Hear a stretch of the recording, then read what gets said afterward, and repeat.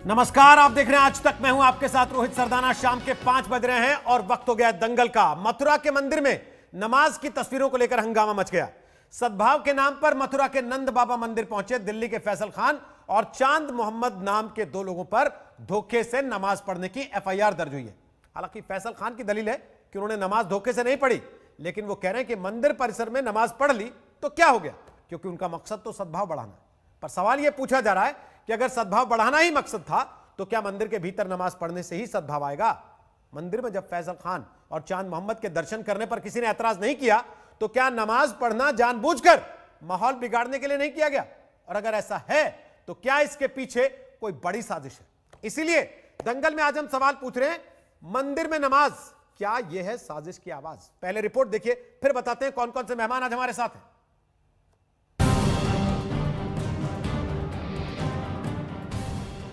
कृष्ण के धाम मथुरा के बरसाना में नंद बाबा मंदिर की इन वायरल तस्वीरों पर हंगामा मच गया है।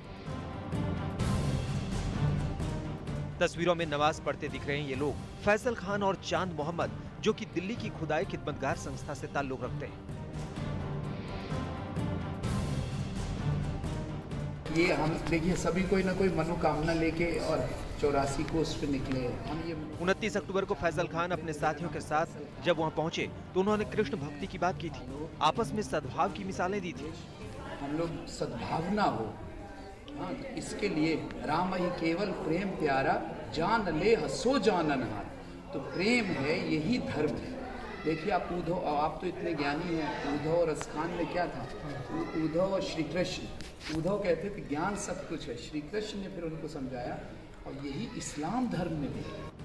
लेकिन आरोप है कि फैसल खान ने बिना मंदिर के सेवायतों को बताए चुपके से वहां नमाज पढ़ी और फिर उन तस्वीरों को वायरल किया। मंदिर सेवायत की तहरीर पर फैसल, चांद मोहम्मद और उनके 2 साथियों आलोक और नीलेश गुप्ता के खिलाफ धार्मिक भावनाएं भड़काने की एफआईआर दर्ज हुई है। यहाँ मंदिर में क्योंकि आजकल कोरोना के कारण भीड़ होती नहीं है, कोई था नहीं, सूना मंदिर था और उन्होंने यहाँ आकर के क्या कर लिया किसी को कल तक नहीं मालूम था। हमारे यहाँ वो फोटो खींच के ले गए, किस योजना से ले गए, किस रूप में ले गए। रूप तो बहुत होते, रावण साधु बन करके आए लेकिन जानकी जी का हरण करके ले गया। जानकी जी को क्या मालूम थी वो साधु है। लेकिन ये दूसरी बात, किस योजना से उन्होंने की किसी को नहीं पता।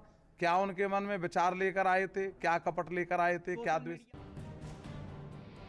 नंद बाबा मंदिर में धोखे से नमाज पढ़ने के आरोपों की तस्वीरें वायरल होने के बाद मंदिर के शुद्धिकरण के लिए गंगा जल छिड़के गए।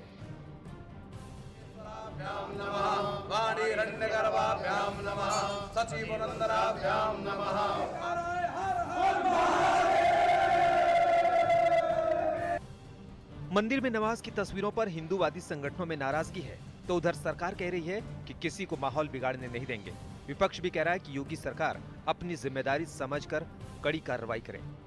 मेरी कप्तान मथुरा से बात हुई, उन्होंने बताया कि कुछ लोग आए थे, उन्होंने वहाँ परिक्रमा भी की और मंदिर में पूजा भी की, प्रसाद भी दिया और उसी फिर समय कुछ लोगों ने मंदिर में नमाज भी की है। तो वहाँ जो सेवा में रहते हैं उनकी तरफ से तहरीर दी गई है, मुकदमा रजिस्टर किया गया है और निश्चित रूप से जो भी उसमें दोषी होंगे उनके खिलाफ कार्रवाई की जाएगी। मथुरा का घटनाक्रम सामने आया है। ऐसे अराजक तत्व जरूर मिल जाते हैं। कभी कभी जो धार्मिक सद्भावना को नष्ट करने के लिए, उसको डिस्टर्ब करने के लिए ऐसी हरकत करते हैं। प्रशासन ने उन पर एक्शन लिया है और एक्शन लेना भी चाहिए, ये प्रशासन का अधिकार क्षेत्र है। उत्तर प्रदेश की सरकार को चाहिए कि दोषियों के खिलाफ कठोर कार्रवाई करे तथा हेडलाइन मैनेजमेंट से आगे निकल करके जमीन पर काम करे, सांप्रदायिक सद्भावना के लिए काम करे, सांप्रदायिक विद्वेष के लिए काम ना करे। मंदिर में नमाज की वायरल तस्वीरें सद्भाव बढ़ाने के नाम पर सामने आई है। अगर इसमें साजिश है तो ये मामला काफी गंभीर है। मथुरा से मदन शर्मा और लखनऊ से कुमार अभिषेक के साथ शिवेंद्र श्रीवास्तव, लखनऊ, आज तक। और आपको बता दें कि दंगल में आज हमारे साथ डॉक्टर संबित पात्रा हैं, वो बीजेपी के प्रवक्ता हैं। हमारे साथ वसीम रिजवी हैं, वो चेयरमैन है शिया वक्फ बोर्ड के लखनऊ से। हमारे साथ विनोद बंसल हैं, वो प्रवक्ता हैं विश्व हिंदू परिषद के। हमारे साथ डॉक्टर एमएच खान है, राजनीतिक विश्लेषक हैं, उत्तर प्रदेश से आते हैं, बहुजन समाज पार्टी के समर्थक कहे जाते हैं। मौलाना सूफियान निजामी हमारे साथ हैं, वो प्रवक्ता हैं दारुल उलूम फिरंगी महली के। और हमारे साथ हैं आशुतोष, राजनीतिक विश्लेषक हैं, सत्यहिंदी.com चलाते हैं और आम आदमी पार्टी से चुनाव लड़ चुके हैं। आप सबसे बात करें उसके पहले फैसल खान, जिन्होंने जाकर ये नमाज पढ़ी, उनसे हमने कुछ सवाल किए, फटाफट उन सवालों के जवाब। फैसल खान, सबसे पहले आपने मंदिर में परिसर में जाकर नमाज क्यों पढ़ी? देखिए, किसी इंटेंशन, रॉन्ग इंटेंशन से नहीं, बल्कि वो समय हो गया, तो वो नमाज का समय हो गया, मंदिर के प्रांगण में था तो हमने वहां नमाज पढ़ ली। ये तो कोई ऐसा कोई सवाल तो नहीं। और इससे पहले 20 बार मैं वृंदावन गया हूं और जगहों पे देश भर में जाता हूं। सामाजिक कार्यकर्ता तो घूमता ही रहता है, चलता ही रहता है, तो वो ऐसा पढ़ लेते, उसमें क्या परेशानी है। अच्छा, तो आपके लिए सामान्य बात थी जिस पर एफआईआर हो गया, लेकिन बहुत से लोग कह रहे हैं फिर मस्जिद में भी माता का जागरण, हनुमान चालीसा का पाठ या मानस पाठ रखवा दीजिए, करवा देंगे? बिल्कुल, अगर संदीप पांडे जी हमारे साथ या कोई और हमारे साथ सामाजिक कार्यकर्ता होता है और वो अपने देखिए, एक यात्रा में 20 लोग होते हैं, तो हर अपने हिसाब से कर सकता है, इसमें क्या दिक्कत है। संबित पात्रा, सुना आपने फैसल खान को? वो ये कह रहे हैं कि भाई हमारे लिए तो सामान्य बात थी, इसको क्यों ऐसा रंग दिया जा रहा है कि ये साजिश थी? देखिए रोहित जी, दरअसल अगर सही मायने में कहा जाए तो कहा जाएगा सद्भावना की ताली एक हाथ वाली। ये जो इंडियन सेक्युलरिज्म है और ये जो सद्भावना का खेल है, ये एक वन वे ट्रैफिक क्यों होता है? ये एक हाथ की ताली क्यों होती है? हमेशा ही इसमें आप देखिएगा, ये सद्भावना का रट जो है ये भारत में हिंदू ही लगाते हैं, कभी भी दूसरी तरफ से नहीं आता है। मैं आपको सैकड़ों ऐसे उदाहरण दे दूंगा कि इफ्तार की जो रोज़ा इफ्तारी है वो मंदिर के परिसर के अंदर रखवाया गया है। पिछले वर्ष साउथ के उडुपी के बहुत प्रसिद्ध मंदिर का नाम है श्री कृष्ण मंदिर, पेजावर स्वामी जी ने उसी के अंदर, आज स्वामी जी हमारे बीच में नहीं है, मैं उनकी आत्मा की शांति के लिए प्रार्थना करता हूँ, मगर उन्होंने मंदिर के प्राचीर के अंदर ही, परिसर में ही इफ्तार रोजा रखवाया, लोगों ने नमाज भी अदा किया। ठीक उसी प्रकार आप याद करिए, माता वैष्णव देवी के मंदिर ने पिछले वर्ष रोजा इफ्तार के लिए खाना पैक करा करके मुस्लिम बंधुओं में बंटवाया भी। मगर आप मुझे पूरे विश्व में, हिंदुस्तान छोड़ दीजिए, दिल्ली छोड़ दीजिए, पूरे विश्व में एक ऐसा मस्जिद बता दीजिए जिस मस्जिद के अंदर या तो चर्च के घंटे बज रहे हों या तो फिर वहाँ माता का जागरण हो रहा हो। अभी मैं सुन रहा था, नमाज जो जिसने अदा किया उन भाई को सुन रहा था, वो कहते इसमें कौन सी बड़ी बात हो गई, मैं जा रहा था वहाँ, मुझे नमाज पढ़ने का मन किया, समय हो गया था, मैंने नमाज पढ़ लिया।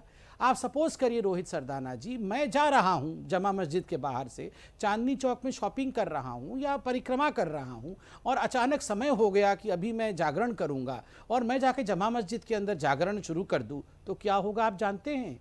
गला रहेगा नहीं, अगले दिन गायब, गला काट दिया जाएगा, 6 इंच छोटा, गला ही नहीं रहेगा। आप बोले डिबेट, सद्भावना ही खत्म हो जाएगी, फिर सद्भावना बोलने के लिए ना जीभ होगी ना गला होगा। और यहाँ पर ऐसे वो ऐसे मुस्कुरा करके हंस के बोल रहे थे जैसे कि कितना पुण्य का काम और कितना नॉर्मल सा काम किया है और हम फालतू ही यूँ बैठ के डिबेट कर रहे हैं।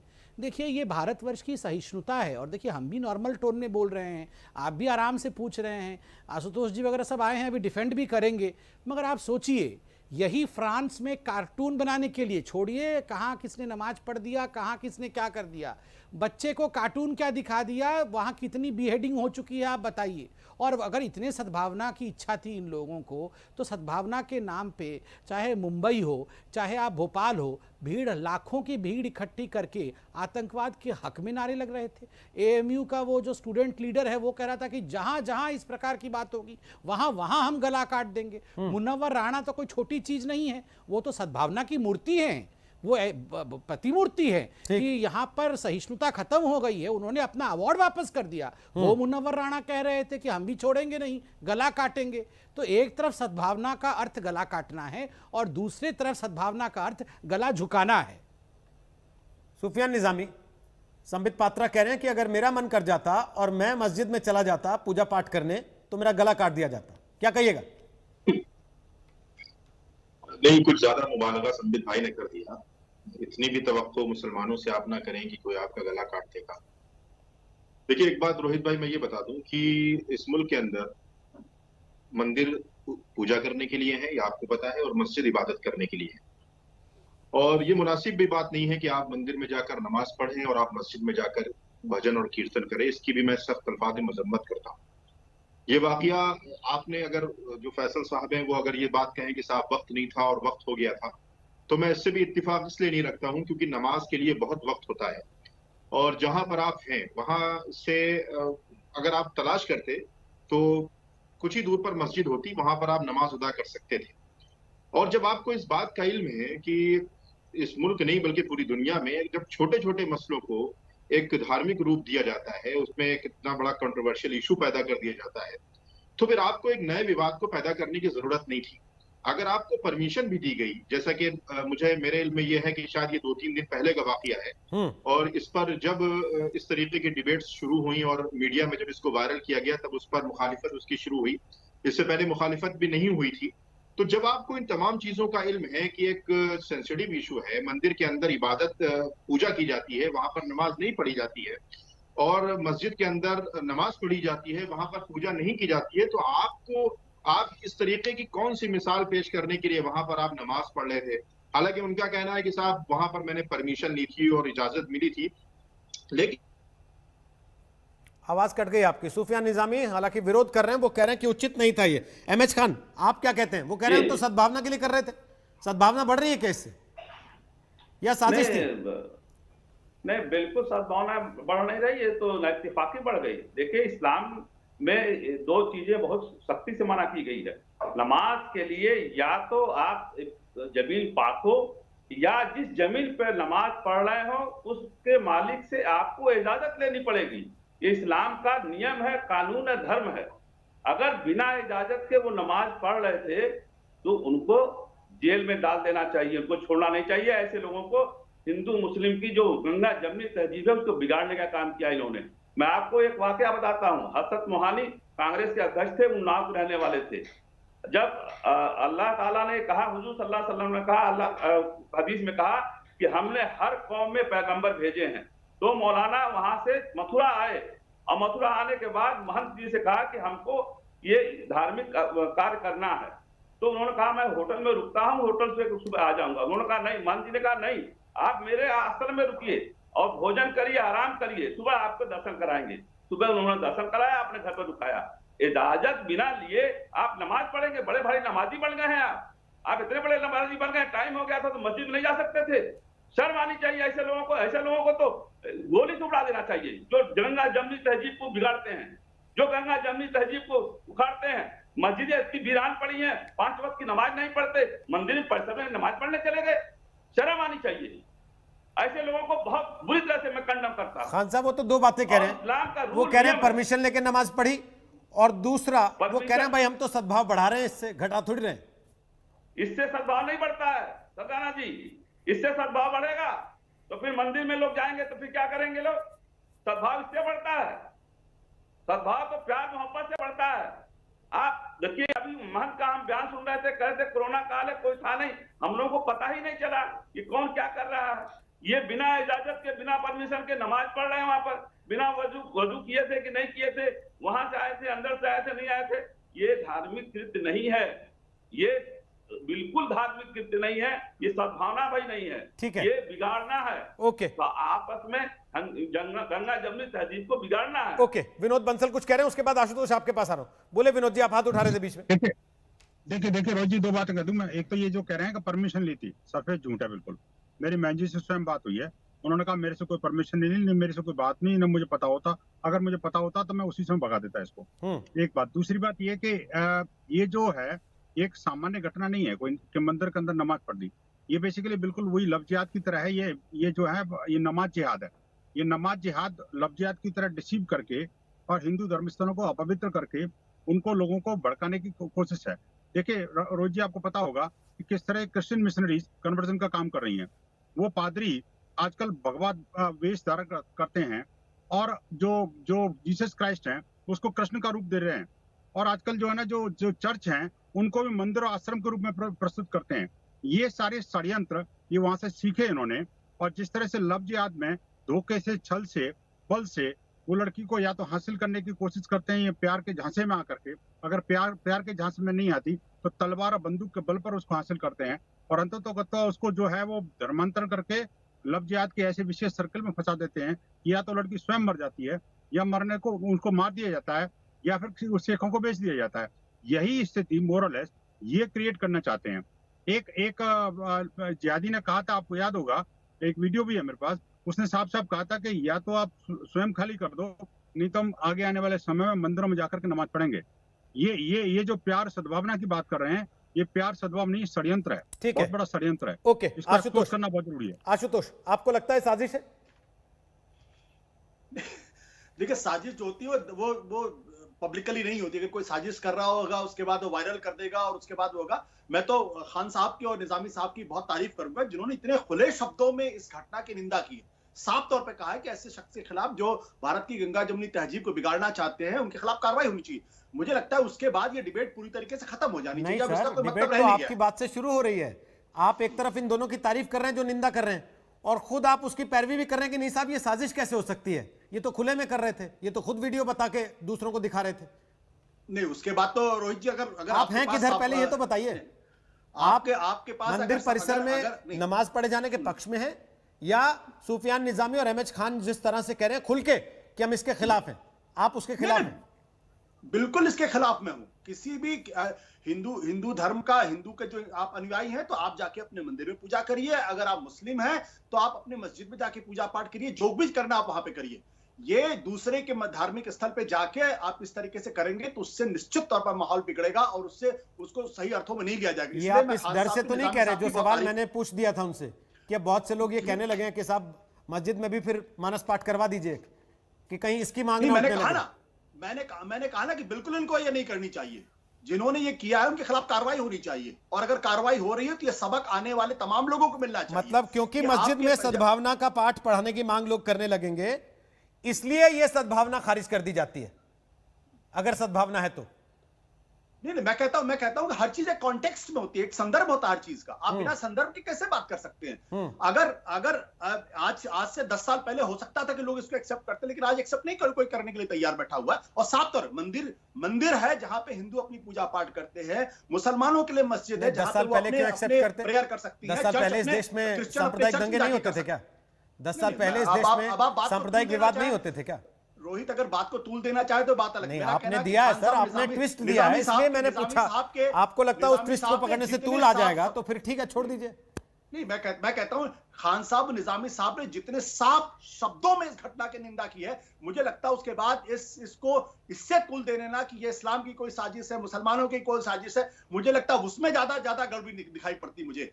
दो आपके चैनल पे 2 मुस्लिम भाई हैं, दोनों ने इसकी मजम्मत की है, दोनों ने इसकी निंदा की, इसकी तारीफ होनी चाहिए, और उसके बाद ये बहस खत्म हो जानी चाहिए थी। ये जो भी फैसल खान साहब है, इनके खिलाफ कार्रवाई होनी चाहिए थी, और इनको बाकायदा सबक मिलना चाहिए कि आइंदा फिर कोई व्यक्ति इस तरीके की हरकत करने की कोशिश ना करे, क्योंकि अगर करेगा तो माहौल बिगड़ेगा, और माहौल अगर बिगड़ेगा तो उसके लिए कौन जिम्मेदार है? संबित पात्रा, आपको लग रहा था डिफेंड करेंगे, आज तो डिफेंड नहीं कर रही है। देखिए, 2 चीज़ें हैं। पहली बात तो है, इन्होंने बहुत ही तरीके से, क्योंकि मीडिया जगत में रहे हुए हैं, तरीके से आज बैटिंग किया है। पहली बात, इन्होंने कहा खान साहब और निजामी साहब ने तो बिल्कुल खुल करके खिलाफत की है, मगर गुप्ता साहब ने खुल करके खिलाफत नहीं की है। इफ़ बट 10 साल पहले होता तो ऐसे होता, 10 साल बाद हुआ तो ऐसे हुआ। आप बताइए, ये 10 साल पहले होता तो एक्सेप्ट हो जाता, ये 10 साल के बाद एक्सेप्ट नहीं होगा, इसका अर्थ क्या है?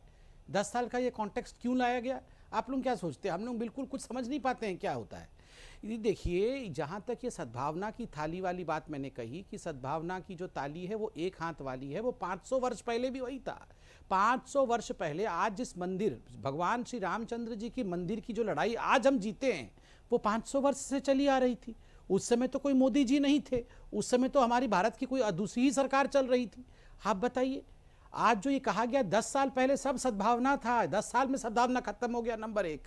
नंबर 2, देखिए यहाँ पर एक बड़ी बात से आशुतोष जी ने आरंभ किया कि साजिश कभी पब्लिकली नहीं किया जाता है, चुपके साजिश किया जाता है।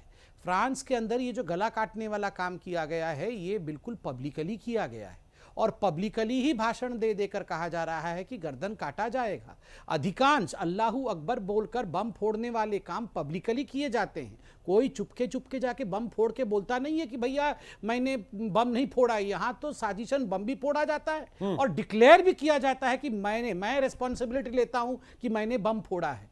देखिए, इसलिए हर कोई जानता है सत्य क्या है। मुझे खान साहब से और निजामी साहब से गिला नहीं है, मुझे शिकवा है तो गुप्ता साहब से है, क्योंकि ये 500 वर्षों से कई ऐसे गुप्ता साहब आए हैं जिनके कारण से देखिए किले में सेंध किले के दरवाजे बाहर से नहीं टूटे हैं, कि बहुत गुप्ता साहब ऐसे हुए हैं जिन्होंने किले के दरवाजे को लेकिन अंदर आज तो से गुप्ता खोला साहब ने है, कह दिया ना कि जिससे साले शत्रु अपने अपने अंदर लगा के घुसा है। रखें, किसी दूसरे को दूसरे के मामले में दखल ना देने दी जाए। आज तो कह दिया ना उन्होंने साफ साफ। ये देखिए ये नहीं संबित नहीं, मैं तो पात्रा जी है। देखिए आशुतोष जी के प्रति मेरा आशुतोष जी मैं कंप्लीट कर लेता हूँ, आशुतोष जी के प्रति स्नेह है, आशुतोष जी के प्रति स्नेह है, इसलिए मैं थोड़ा प्यार से नहीं नहीं बिल्कुल, ये मेरे बड़े भाई हैं, मेरे प्रति इनका स्नेह है और मेरा भी इनके प्रति स्नेह है। नहीं नहीं, आप भी मुझे पात्रा साहब बुलाए, मुझे अच्छा लगेगा। नहीं मुझे बिल्कुल अच्छा नहीं लगेगा सर, एक सेकंड आप बात नहीं नहीं सर, एक सेकंड मैं थोड़ा सा रोक रहा हूँ।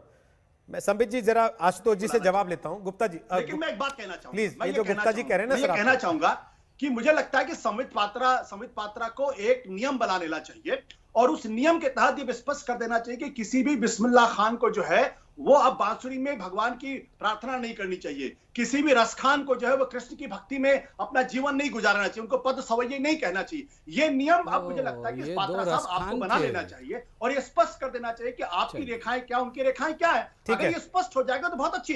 किसी भी मोहम्मद रफी को भी ये कहने की इजाजत नहीं होनी चाहिए हरिदर्पण को मन तरसत हरिदर्पण को आज, और जो आज इमोर्टलाइज्ड है, जो रस खान ने कहा वो अमर है, जो मोहम्मद रफी ने गाया वो अमर है, जो बिस्मिल्लाह खान ने क्या अमर है। तो आप 10 सेकंड दीजिए मुझे। धर्म को आतंकवाद से जोड़ दें और बार बार इस बात पर अगर आप फोकस करें कि गर्दन काट देंगे, गर्दन काट देंगे, गर्दन काट दें, दरअसल आपके मन में खोट है। अच्छा एक सेकंड, अब मेरा सवाल है आशुतोष, संबित बोलना चाहते हैं, जवाब देना चाहते हैं, उसके पहले मैं आपसे केवल 2 चीजें पूछ रहा हूं आशुतोष। एक, गर्दन काट देंगे ये किसने कहा है? ये बीजेपी ने कहा है, प्रधानमंत्री नरेंद्र मोदी ने कहा है, देश की किसी राजनीतिक पार्टी ने कहा है, या एक कौम विशेष के नुमाइंदों ने कहा है, जिन्होंने कहा, बार बार कहा और करके दिखा दिया उसको फ्रांस में, और उसकी गूंज यहां तक सुनाई दे रही है? पहली चीज, आप उसको कवर फायर क्यों दे रहे हैं, डिफेंड क्यों कर रहे हैं? क्या आप उसके खिलाफ भी खुलकर नहीं खड़ा होना चाहिए आपको कि भाई ये क्या कर रहे हैं, धर्म के नाम पर आतंक क्यों हो रहा है?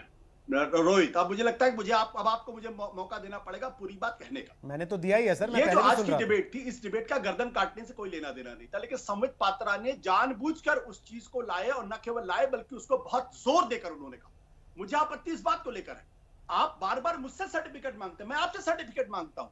आप कौन होते हैं इस मसले पे? अगर किसी एक शख्स ने गलती की, किसी एक शख्स ने जाके गर्दन काटी, तो उसके लिए आप हिंदुस्तान के मुसलमानों को कैसे जिम्मेदार ठहरा देते हैं? आप कैसे उसके लिए उसके बार बार याद दिलाने की कोशिश करते हैं? मैं तो एक ही बात कहना चाहता हूं, और वो बहुत स्पष्ट है कि अब बीजेपी की सरकार है, वो स्पष्ट कर दे कि किसी बिस्मिल्लाह खान को इस बात की इजाजत नहीं होगी। ठीक है, चलिए, किसी भी अब आप रिपीट कर रहे हैं। देखिए उस बात को जवाब दे रहे हैं संबित पात्रा। नहीं, आपने पीछे बोल दी ना ये बात, रस खान, बिस्मिल्लाह खान, तो ये स्पष्ट कर देंगे मोहम्मद रफी। संबित पात्रा जवाब दीजिए, फिर ब्रेक पर जाना, वसीम रिजवी आएंगे उसके बाद। आ रहा हूं खान साहब आपके पास भी। संबित जवाब दीजिए, जवाब दीजिए। गंगा जमनी तहजीब एक तरफ से है क्या? संबित पात्रा बोलिए फटाफट। देखिए, इन्होंने कहा रस खान, बिस्मिल्लाह खान, मोहम्मद रफ़ी, ये 2 जो बैठे थे अभी जाके, क्या चांद मोहम्मद और फैजल खान, इनकी कंपैरिजन आप रस खान से कर रहे हैं, इनकी कंपैरिजन आप बिस्मिल्लाह खान से कर रहे हैं, इनका कंपैरिजन आप मोहम्मद रफ़ी से कर रहे हैं। अब देखिए, कुल डिबेट में 5 मिनट पहले का आप रिवाइंड करके देखिए, यही गुप्ता साहब कह रहे थे कि डिबेट समाप्त हो गया, हम सब ने कड़ी निंदा कर दी इन दोनों की, अब हम घर जाएंगे। 5 मिनट बाद देखिए बोल रहे रस खान है जी, ये तो बिस्मिल्लाह खान है, ये तो मोहम्मद रफ़ी है। भैया ये ना रस खान है ना मोहम्मद रफ़ी है। और आपको बता दूं आशुतोष जी, इस हिंदुस्तान में अगर पहला मस्जिद कहीं बना तो पूरा सब कॉन्टिनेंट में पहला मस्जिद केरल में चेरामन राजा ने अपने जमीन पर बनवाया। ये है गंगा जमुनी तहजीब, यही है। आप बता दीजिए कब हमने जाके किस मुल्क में कभी मस्जिद तोड़ के मंदिर बना दिया हो? मैं आपको 17,000 एग्जाम्पल ऐसे दे दूंगा हिंदुस्तान के अंदर जहां मंदिर तोड़ के मस्जिद बनाई गई है। आप मुझे एक एग्जाम्पल दीजिए पूरे विश्व के अंदर कि कहीं दूसरे के पूजा स्थली को तोड़ करके हमने इंटॉलरेंस दिखाया हो। और आपने कहा कि एक गला काटने वाले इंसिडेंट को लेकर मैंने पूरे कौम पे हमला किया, बिल्कुल नहीं। मैंने गला काटने वाले का नाम लेकर कहा, एएमयू के स्टूडेंट के बारे में कहा, मुन्नवर राणा के बारे में कहा। अरे आप तो ये अवार्ड वापस ही करके मोदी जी को हिटलर से लेकर फैसिस्ट से लेकर न जाने क्या क्या कहते आ रहे हैं। अभी भी इस डिबेट में कह रहे हैं कि 10 साल। ठीक है सर, एक ब्रेक लेना पड़ेगा संबित जी, ब्रेक के बाद वापस आते हैं। तो वसीम रिजवी हमारे साथ आ गए, चेयरमैन शेख वक्फ बोर्ड के, वो क्या कहते हैं, और एमएच खान भी कुछ बोलना चाह रहे हैं। ब्रेक के बाद लौट रहे हैं, आप देख रहे हैं आज तक, दंगल जारी है।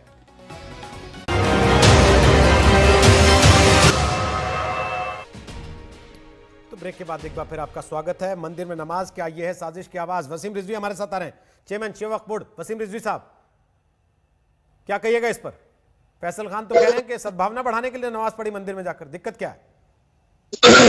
नहीं, देखिए, अगर के मंदिरों मस्जिदों को खोल दिया जाए आरती के लिए, तो हम समझते हैं कि वो भी जायज फिर होगा। हर धार्मिक, जितने भी धार्मिक स्थल है, जिस धर्म से ताल्लुक रखते हैं, वहां पर उनके धर्म के हिसाब से उनके धार्मिक कार्यक्रम का आयोजन होता है, उनकी धार्मिक प्रार्थनाएं होती है। तो अगर के आप कहीं पर जाकर अपने धार्मिक जो आपके रीति रिवाज है उसके हिसाब से अगर आप वहां पर कोई एक्ट कर रहे हैं, तो देखिए, नमाज जहां तक के पढ़ने का सवाल है, तो हम सीधे तौर पर एक बात ये कह देंगे कि ऐसी नमाजें जायज नहीं है जो बगैर इजाजत के कहीं पढ़ी जाए। अगर वहां वो मंदिर में गए थे और नमाज उन्हें वहां पढ़नी थी, तो वहां के अगर वहां से इजाजत नहीं ली तो वो भी गलत, नमाज ही गलत हो गई। लेकिन आज जो अगर मस्जिदों के अंदर इन मुल्लाओं से जो कथाकथित इस्लामिक मुल्ला है, इनसे आप पूछिए कि अगर कोई हिंदू बरादरी का पुजारी आरती लेकर आए तो क्या आप मस्जिद के अंदर उनको आरती उतारने देंगे? क्या ऐसा आप करने पर परमिशन उनको देंगे? देखिए, ये इस तरह की जो बातें फैला रही हैं। अभी फ्रांस को लेकर जो बात आप क्या चल रही थी, गला काट कर आपसी भाईचारे का पैगाम नहीं दिया जा सकता, गले मिलकर आपसी भाईचारे का पैगाम दिया जा सकता है। लेकिन जिस तरह से हालात एक तरफा कुछ मुसलमान कर रहे हैं और झेलना हम सबको पड़ रहा है, तो इसलिए हम सारे मुसलमानों को गुनाहगार नहीं कहते। जो कर रहे हैं वो गुनाहगार हैं और जो उनका सपोर्ट कर रहे हैं वो गुनाहगार हैं। एमएच खान बोलिए अपनी बात, आप उंगली उठा रहे थे पहले। देखिए, मैं रोहित जी ये कह रहा था कि ये जो बातें गंगा जमुनी तहजीब की हो रही है कि हम सद्भावना बढ़ाने के लिए गए थे, तो मैं एक हदीस आपको कोट कर देता हूं कि मस्जिद नबी में हुजूर सल्लल्लाहु अलैहि वसल्लम नमाज पढ़ के बैठे थे और एक आदमी आया मस्जिद नबी के किनारे खड़ा होकर पेशाब करने लगा। जब पेशाब करने लगा तो सारे जो सहाबा थे दौड़े मारने के लिए, तो हुजूर सल्लल्लाहु अलैहि वसल्लम ने मना किया कि उसको मारो नहीं, क्योंकि उसको पता नहीं था कि मस्जिद के दीवार पे पेशाब कर नहीं किया जाता है। तो इस्लाम इसको कहते हैं। ये जो गर्दन काटने वाला है वो इस्लाम का नजरिया नहीं है। अगर संबित पात्रा जी कह रहे हैं कि ऐसा करते हैं, तो वो समझ लें तो इस्लाम उसको इजाजत नहीं देता है, किसी को मारने की इजाजत नहीं देता है। इजाजत नहीं देता तो भी हो तो रहा है ना? नहीं हो रहा है, गलत हो रहा है, इस्लाम के नाम पे ही हो रहा है। निंदा करता हूं, मैं कह रहा हूं इस्लाम से कोई लेना देना उसका नहीं है।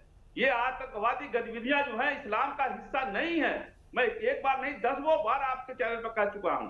और ये जो लोग करते हैं वो गुनाहगार हैं, उनको फांसी होना चाहिए, उनको सजा मिलनी चाहिए। जब हुजूर सल्लल्लाहु अलैहि वसल्लम इतने मुलायम है, उन्हीं ने दीन फैलाया है, तो आप उनके रास्ते पे मानने वाले हैं, किसके मानने वाले हैं? दूसरी बात मैं कह रहा हूं कि हजरत मोहानी को आखिर वहां दर्शन कराया गया कि नहीं कराया गया? सवाल ये है इतिहास है कि हजरत मोहानी ने इजाजत मांगी तो दर्शन कराया गया। नहीं, लेकिन मेरा सवाल इससे बड़ा है। मेरा सवाल सुफिया निजामी ये है, आप हाथ उठा रहे थे, मैं आप ही के पास आ जाता हूं ये सवाल पूछने के लिए कि मोहम्मद साहब का कार्टून किसी ने बनाया, उस पर ऐतराज है, उसका गला काट दिया गया, उसके खिलाफ दुनिया भर में प्रदर्शन हो रहे हैं। मोहम्मद साहब के नाम पे जिसने आतंकी संगठन खड़ा कर लिया जैसे मोहम्मद, उसके खिलाफ प्रदर्शन नहीं करता कोई, उसका गला काटने के लिए खड़ा नहीं होता कोई, तो इसलिए सारी कौम पे सवाल पूछा जाता है ना सर।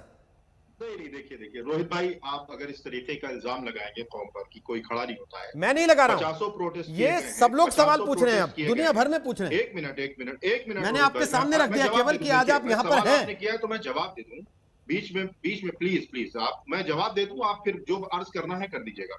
मैं देखिए इसलिए अर्ज कर रहा था कि जब यहाँ पर गला काटने का बार बार जिक्र किया गया और संबित पात्रा साहब ने बार बार गले का जिक्र किया गया, ये बात यकीनी है कि हजरत मोहम्मद साहब की जो जात है वो हम सबको सबसे ज्यादा, जान से भी ज्यादा महबूब है। और हमारा मजहब भी हमें इस बात की इजाजत देता है कि भाई आप दूसरे के धर्म का अपमान ना करें। इसी तरह हम ये भी बर्दाश्त नहीं करते कि भाई हमारे मजहबी पेशवाओं को, आपने कहा गर्दन काट दी गई, आप बताइए संबित पात्रा साहब, क्या तबरेज की गर्दन यहाँ हिंदुस्तान में गाय के नाम पर क्यों मारा गया? तबरेज को, अखलाक को किसने मारा था? पहलू खान को किसने मारा था? तो आप सबका हिसाब लीजिए, अगर कोई गर्दन काट रहा है तो वो गलत कर रहा है, लेकिन इस तरीके की बात अगर आप एक तरफा करेंगे तो ये बात मुनासिब नहीं होगी। जवाब दे रहे हैं संबित पात्रा, बोलिए। चलिए, देखिए यही विडंबना है। ये जो देखिए ये एकमात्र मैं पूरे इस्लाम के लिए नहीं कह रहा हूँ, मैं कह भी नहीं सकता हूँ पूरे इस्लाम के लिए, और यहाँ जो दो बैठे हुए भाई वो अच्छा कह रहे हैं, मगर ये विडंबना क्या है कि आप देखिए हर चीज़ में ये इक्विवेलेंस ड्रॉ करेंगे। पहले तो ये बताएंगे कि देखो आतंक का इस्लाम से कोई लेना देना नहीं है और हम सब कंडेम करते हैं, फिर 2 दिन बाद देखिएगा मुनव्वर राणा जी इन्हीं की पार्टी में बैठे होंगे। ये मुनव्वर राणा जी ने कहा था ना गर्दन काटने वाली बात, वो एएमयू का छात्र संघ का लीडर कह रहा था ना गर्दन काटने वाली बात। ये कांग्रेस ध्रुव सक्सेना जो आईटी सेल का मुखिया था, मैं आपके बीच में पार्टी से था, सर मैं आपके बीच में नहीं कह रहा था सर। देखिए आप तो टॉलरेंस के सबसे बड़े फिगर है पूरे विश्व में सर, आप मेरे को टॉलरेंस को सुन लीजिए ना। हमारा कोई मुसलमान न जैसे मोहम्मद का सपोर्ट करता है, न उस कत्ल करने वालों का सपोर्ट करता है। बीच में नहीं चिल्ला रहा आप एक पॉलिटिकल आदमी हैं, आप एक सियासी आदमी हैं। फिरंगी महली जी अगर आपका हो गया हो तो मैं बोल लूं, क्योंकि आपके बीच में मैंने नहीं बोला था। आप एक पॉलिटिकल आदमी, मैंने सुन लिया ना आपकी बात। सियासी एतबार से सही लगे आप करिए। नहीं, मैं पॉलिटिकल आदमी हूं मगर बिल्कुल सटीक बात कर रहा हूं, इसलिए आप मेरी बात सुन लीजिए। मैंने आपकी बात सुन ली, अभी मेरा समय है, मैं पूरा कर लूं, उसके बाद आप बता दीजिए। मेरे बोलने के बाद आप बोल लीजिएगा। अब जवाब तो सुनिए ना, आपने सवाल उठाया, वो जवाब देना शुरू हुए तो आप बोलने लगे। ये बात मुनासिब भाई तबरेज का आपने सवाल उठाया, वो उसी का जवाब दे रहे थे, आप फिर तबरेज पर ही आ गए हैं और लगातार बोल रहे हैं। पहले उनकी बात तो सुन लीजिए, आपने अपनी बात रखी, वो नहीं बोले ना बीच में, सुनते रहे आपकी बात को, अब उनकी सुन लीजिए। देखिए उनकी तो बहुत देर से सुनी जा रही है रोहित भाई, बहुत देर से संबित भाई बोल रहे हैं और कोई नहीं। आपको भी सुन रहे हैं। आपने पहली बार में जब खारिज कर दिया इस चीज को कि साहब इस पे कोई विवाद ही नहीं, क्योंकि हम उसकी नमाज को नमाज मानते ही नहीं, इस नमाज के तरीके को जायज मानते ही नहीं, उसके बाद उन्होंने दूसरा आयाम दिया, वो बात कर रहे थे ना आशुतोष से। बिल्कुल तो अब आपने सवाल उठाया, वो जवाब सुन लीजिए। अब जवाब सुन लीजिए ना फिर उनकी बात का, जो आपने सवाल उठाया उसका जवाब सुन लीजिए, संबित जवाब दीजिए। और जो मैंने सवाल पूछा उसका जवाब आपने नहीं दिया, बल्कि आप उखड़ गए उस सवाल से। नहीं, मैंने कहा आप उखड़ गए मेरे सवाल से। अब मैं जवाब आप उखड़ गए मेरे सवाल से, और अभी तो मैं अगर आगे पूछ देता कि तो क्या आप गला काटने को जायज मानते हैं, आप उस पर और उखड़ जाते। बिल्कुल गलत, गला काटने को हम बिल्कुल जायज नहीं ठहराते हैं। हम हर तरीके के तशद्दुद के खिलाफ हैं। कितने प्रोटेस्ट हमने किए हैं, ठीक है, अलकायदा के खिलाफ किए हैं, जैसे मोहम्मद के खिलाफ किए हैं, लेकिन अब जाहिर बात है कि आपको जो देखना होता है वो आप देखते हैं। आपने जो किया ना सब दिखाया और सब दिखाया गया, इसलिए ये मत कहिए। बिल्कुल दिखाया है। हाँ थोड़ा सर्च कीजिए इंटरनेट पे, दिखाइए मुझे सूफियान निजामी ने कितने प्रदर्शन किए जैश ए मोहम्मद का नाम जैश ए मोहम्मद रखने पर, बताइए। जिससे आपको पॉलिटिकल बताइए ना, जैश ए मोहम्मद का नाम जैश ए मोहम्मद रखने पर आपने कितने प्रोटेस्ट किए, मुझे ढूंढ के दिखा दीजिए। आपने भेज दीजिएगा, मुझे भेज दीजिएगा, मैं दिखा दूंगा। अगली बार बैठूंगा आपके साथ तो मैं दिखा दूंगा। सर आपसे सामने पूछ रहा हूं, कहीं पीठ पीछे नहीं बोल रहा हूं आपकी, आपसे सामने बैठ के पूछ रहा हूं। लेकिन नहीं, आपके पास होता तो आप तारीख के साथ बताते कि इतनी तारीख को मैंने जैश ए मोहम्मद के खिलाफ प्रोटेस्ट किया था, कि आपने नाम कैसे रख लिया ये संगठन का। पर आप नहीं, आप कह देंगे हमने किए, बस किए तो ठीक है, किसने देखे, कोई बात नहीं। सर संबित का जवाब ले रहे हैं, संबित पात्रा बोलिए अपनी बात। इन्होंने तबरेज का सवाल उठाया और इन्होंने एक इक्विवेलेंस ड्रॉ किया जिसका आप जिक्र कर रहे थे। मेरा सवाल ये है संबित पात्रा, ये जो बात कह रहे हैं कि तबरेज उसको मार दिया गया गौहत्या के आरोप में, उसके लिए इस देश में कितने प्रोटेस्ट हुए कि जिन लोगों को पकड़ा गया उनको छोड़ो, वो सही कर रहे थे। कितने लोगों ने प्रोटेस्ट किया, जैसे आज दुनिया भर में प्रोटेस्ट हो रहे हैं फ्रांस के लिए। बोलिए संबित।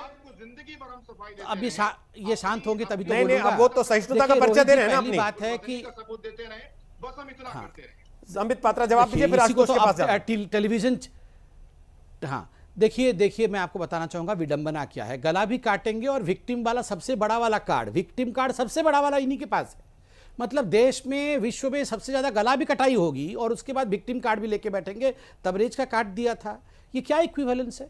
ये सीरिया में जो हो रहा है, Tunisia, Chechnya, Osama bin Laden, ये अभी फ्रांस में जो हुआ 9/11, ये सब तबरेज के कारण हुआ है। ये सब हम लोगों ने करा दिया है। ये फॉल्स इक्विवेलेंस ड्रॉ करना बंद कर दीजिए। अभी आप कह रहे थे आतंकवाद का धर्म नहीं होता, आतंकवाद का फलाना नहीं होता, आतंकवाद का झगड़ा नहीं होता, और उसके बाद तुरंत से आप आ गए तबरेज पे। आप तुरंत से तबरेज पे आ गए। नहीं देखिए साहब, मुझे आपको जवाब देने की जरूरत नहीं है बीहेडिंग को लेकर। और जहां तक आपने कहा, आपने तबरेज, आपने फ्रांस के इशू को साथ तबरेज को जोड़ने की कोशिश की, गला काटने को तबरेज के साथ जोड़ने की कोशिश की। ये जो जस्टिफिकेशन आप दे रहे हैं, ये जो इक्विवेलेंस आप दे रहे हैं, ये आप निहायत ही गलत काम कर रहे हैं। और मैं आपको क्यों नहीं,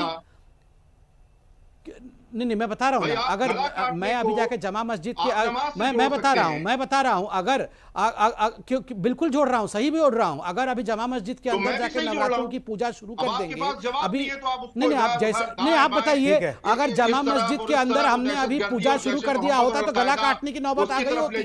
आप इतने आप इतने भोले मत बनिए। अभी गला काटने की नौबत आ गई होती अगर हमने नमाज नहीं अगर हमने नमाज पढ़ने वाली जगह पर जमा मस्जिद के अंदर जाकर हमने अभी ढोलक कीर्तन शुरू कर दिया होता तो अभी गले काटने के नौबत आ चुके होते। अरे कमलेश तिवारी का क्या किया आप लोगों ने, हमने देखा नहीं क्या? नहीं, कमलेश तिवारी का क्या किया आप लोगों ने, वो हमने देखा नहीं क्या? मालदा में 3 लाख लोग सड़क पर उतर के आ गए। किस प्रकार रोहिंग्या मुसलमान के लिए आजाद मैदान में आप लोगों ने अमर ज्योति जवान को ध्वंस कर दिया, वो हमने देखा नहीं किया। इसलिए ये सब मत बताइए। अरे रोहिंग्यानों के ऊपर अत्याचार म्यांमार में हो रहा था, आप लोग सड़क पे इंडिया में उतरे हुए थे। एक सेकंड संबित जी। ओके, विनोद बंसल और आशुतोष फटाफट एक कमेंट। विनोद बंसल, ये बात खत्म नहीं हो जानी चाहिए। अगर यहां खुद सुफियान निजामी कह रहे हैं, एमएच खान कह रहे हैं, वसीम रिजवी कह रहे हैं कि भाई ऐसी नमाज कबूल नहीं जो आपने झूठ से, धोखे से, बिना किसी परमिशन लिए उसकी जगह पर जाकर कर ली और दूसरे धर्म के किसी पूजा स्थल पर जाकर कर ली। नहीं वो ठीक है, लेकिन रोहित जी इन्होंने किसी ने ये नहीं कहा कि हम उसको इस्लाम से खारिज करेंगे उसको। इन्होंने किसी ने ये नहीं कहा कि हम जो है कोई फतवा जारी करेंगे। ये कह देते तो आप कहते कि तुम ठेकेदार हो क्या? ये कह देते तो आप कहते कि भाई आपसे पूछ के थोड़ी मुसलमान था वो, जो आपने खारिज कर दिया तो मुसलमान नहीं रहा। आपको ठेकेदारी मानते हैं, जब ये ठेकेदारी मानते हैं ना तभी तो बोल रहे हैं ना, अदरवाइज कैसे बोलते? मैं कहता हूँ हर बात पे ये फतवा जारी करते हैं, लेकिन इस बात पर फतवा जारी नहीं करेंगे। क्यों? आखिरकार ये देश जानना चाहता है ना कि आप जो है ना, क्या जामा मस्जिद में, फतेहपुरी मस्जिद में तो हनुमान चालीसा का पाठ करने दोगे? नहीं करने देंगे। तो उसको समझाओ ना, जो जबरदस्ती जो है वो षड्यंत्र पूर्वक सद्भाव की बात कर रहा है। ये कोई सद्भाव होता है क्या? ये वो लोग हैं जो करेंगे भी और फिर इसको विक्टिम कार्ड भी खेलेंगे, निंदा कर देंगे, अरे फिर भी गला काटेंगे। बंसल साहब, कितनी बार इन्होंने किसने रोका है भाई? आप FIR करिए, आप मुकदमा चलाइए, आप जेल में डालिए, कितनी बार कौन मना कर रहा है आपको? मोहम्मद साहब के नाम पर आतंकवादी संगठन चल रहे हैं। ये निंदा तो हमेशा करते हैं, निंदा तो हमेशा आतंकवादी करते हैं। शख्स ने ये गलत काम किया है, आपके धार्मिक जज्बात को ठेस पहुंचाई है, आप उसके खिलाफ कार्रवाई कीजिए। क्यों नहीं कर रहे हैं आप? अरे आतंकवाद को अरे भाई इधर उधर की बात मत करिए, आप ये कहिए कि उस पर कार्रवाई क्यों नहीं कर रहे? आप कार्रवाई करिए। वो बैठकर जो है वो बयानात दे रहे हैं, टीवी पर उनकी डिबेट्स चल रही हैं, वो गुफ्तगू कर रहे हैं, आप उनको उठा के बंद क्यों नहीं कर रहे हैं? करिए ना बंद।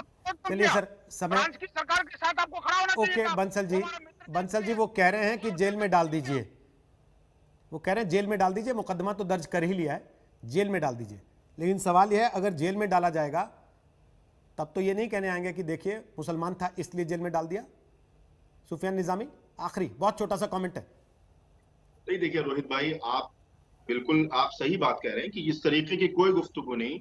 मैंने सबसे पहले ये बात अर्ज की थी कि अगर जो इबादत पूजा के लिए इबादतगाह बनी है उसमें पूजा होनी चाहिए, उसमें नमाज होनी चाहिए। जिस शख्स ने किया है देश में ये भी होता है ना सर, इस मुल्क के भाईचारे को नुकसान पहुंचाया, उसके खिलाफ कार्रवाई होनी चाहिए। ठीक है, ओके आशुतोष जी लास्ट कमेंट बहुत छोटा सा। कानूनी कार्रवाई होनी चाहिए ऐसे लोगों पर? बिल्कुल कानूनी कार्रवाई होनी चाहिए रोहित, लेकिन मैं एक बात जरूर कहना चाहूंगा कि जो धार्मिक कट्टरता है, चाहे वो किसी भी धर्म की हो, उसकी मजम्मत होनी चाहिए। अगर बीजेपी के मंत्री महोदय जयंत सिन्हा डायलॉग है किसी भी धर्म की धार्मिक कट्टरता, कमाल है। ये बताइए, ये नहीं आशुतोष जी, ये आपत्तिजनक है। ये हर चीज में ये लगा के संबित जी उनकी बात सुन लीजिए, समय खत्म हो रहा है, किसी भी धर्म की संबित जी समय खत्म हो रहा है, इसलिए इनको कंप्लीट करने दे आशुतोष जी। लेकिन आशुतोष जी जो आप कर रहे हैं ना सर, आशुतोष जी जो आप कर रहे हैं, आप ही जैसे लोगों ने इसको मंकी बैलेंसिंग का नाम दिया है। मैंने नहीं दिया मंकी बैलेंसिंग कि भाई नहीं है। समित पात्रा को बोल किसी मुद्दे पर खुल के सामने खड़े होकर बोलने की हिम्मत मत रखो, केवल मंकी बैलेंसिंग करते रहो कि ऐसा नहीं वैसा, वैसा नहीं ऐसा। ये आज जिस विषय पे बात हो रही है उस पे बात करते हुए हमेशा कि अरे उस समय तो तब तो ये तो वो तो ऐसे तो तब तो, क्यों सर? आज जिस विषय पे बात हो रही है साफ साफ कहना चाहिए ना खुल के। और कब आपने जयंत सिन्हा पे बात नहीं की सर? कब आपने जयंत सिन्हा पे बात नहीं की? बोला गया तो आपको समझ में नहीं आया। आशुतोष जी, आप भी जयंत सिन्हा पे बैठ के बात करते थे ना, यहीं बैठ के आप जयंत सिन्हा पे बात करते थे सर, लेकिन आज आप कह रहे हैं कि नहीं जयंत सिन्हा पे बात नहीं की सर। बार बार गला काटने की बात करें, जयंत सिन्हा के नाम पे क्यों चुप हो जाते हैं? महेश शर्मा के नाम पे क्यों? हम तो बात ही कर रहे हैं, हम तो कटाई हो रही है गर्दन। और कौन सी गलत बात कह रहा हूँ? मुनव्वर राणा के खिलाफ तो एक बात बोला नहीं सर। दो चीजें हैं, पॉलिटिकली करेक्ट होना और मंकी बैलेंसिंग, यही दो सबसे नुकसानदायक चीजें हैं। अगर तथ्य को तथ्य की तरह सामने देखकर स्वीकार करना सीख लें तो शायद आधे झगड़े खत्म हो जाएंगे। एक छोटा सा ब्रेक ले रहे, जो सवाल हमने आज आपसे पूछा था आपने उस पर जवाब क्या दिए, ब्रेक के बाद बताएंगे। दंगल आखिरी पड़ाव पर होगा, देखते रहिए आज तक।